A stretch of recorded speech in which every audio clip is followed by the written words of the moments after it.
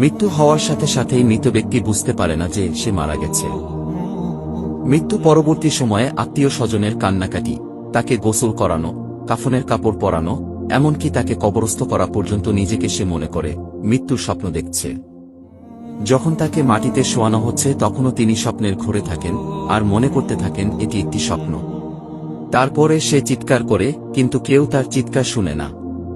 পরে যখন সবাই তাকে কবরের অন্ধকারে ফেলে চলে যায় আর সে মাটির নিচে একা হয়ে যায়, তখন আল্লাহ তার প্রাণ ফিরিয়ে দেন।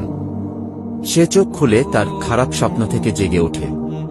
প্রথমে তিনি খুশি এবং কৃতজ্ঞ হয় এই কারণে যে তিনি যা দেখছিলেন তা কেবল একটি দুঃস্বপ্ন এবং তিনি এখন ঘুম থেকে জেগে আছেন। তারপরে সে তার দেহটি স্পর্শ করতে শুরু করে, যা কেবল একটি সাদা কাপড়ে জড়িয়ে রাখা হয়েছিল। তখন সে অবাক হয়ে বলতে থাকে, আমার শার্ট কোথায়, আমার প্যান্ট কোথায়?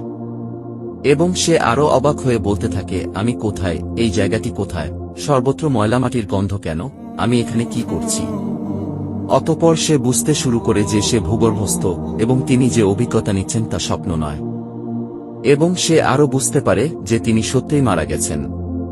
তারপরেও তিনি যতটা সম্ভব উচ্চস্বরে চিৎকার করতে থাকেন এবং তার স্বজনদের ডাকতে থাকেন যারা তার উপকারে আসতে পারে, কিন্তু তাকে কেউ উত্তর দেয় না। অতঃপর সে মনে করে যে এই মুহূর্তে কেবলমাত্র আশা মহান আল্লাহর কাছে। আল্লাহর কাছে ক্ষমা প্রার্থনা করার সময় সে কেঁদে ও মিনতি করে বলতে থাকেন, হে আল্লাহ, আমাকে ক্ষমা করুন, আমাকে ক্ষমা করুন। তিনি একটি অবিশ্বাস্য ভয় নিয়ে চিৎকার করেন যা তার জীবদ্দশায় তিনি এর আগে কখনো অনুভব করেনি। যদি তিনি একজন ভালো ব্যক্তি হন, তাহলে হাসি মুখে দুজন ফেরেশতা তাকে সান্ত্বনা দেওয়ার জন্য তাকে সর্বোত্তম সেবা করবেন। আর যদি সে খারাপ লোক হয় তবে দুজন ফেরেশতা তার ভয় আরও বাড়িয়ে দেবে এবং তাদের কুরুচিপূর্ণ কাজ অনুসারে তাকে নির্যাতন করবে। আমরা জীবনে বহুবার বোবায় ধরা স্বপ্ন দেখে থাকি। আমরা কথা বলতে চাই কিন্তু বলতে পারি না, চিৎকার করতে চাই কিন্তু চিৎকার করতে পারি না, পাশের লোকদেরকে ডাকি কিন্তু তারা তা শুনতে পারে না। তখন ভয়ে দম বন্ধ হয়ে আসার অবস্থা হয়। এমন সময় কেউ হয়তো এসে ধাক্কা দিয়ে জাগিয়ে দেয়। মৃত্যুর পরের অবস্থা অনেকটা এরকমই। মৃত ব্যক্তি সব দেখতে পারেন, আপনজনদের কান্নাকাটি, দাফন কাফনের আয়োজন সব দেখতে পারেন, কিন্তু সেই বোবায় ধরা স্বপ্নের মতো তিনি নিরুপায় হয়ে সব দেখতে থাকেন। মৃত্যুর শুরু থেকে তার জীবনে ঘটে যাওয়া সমস্ত ঘটনাগুলিই তিনি দেখতে থাকেন ভয়ঙ্কর স্বপ্নের মতো।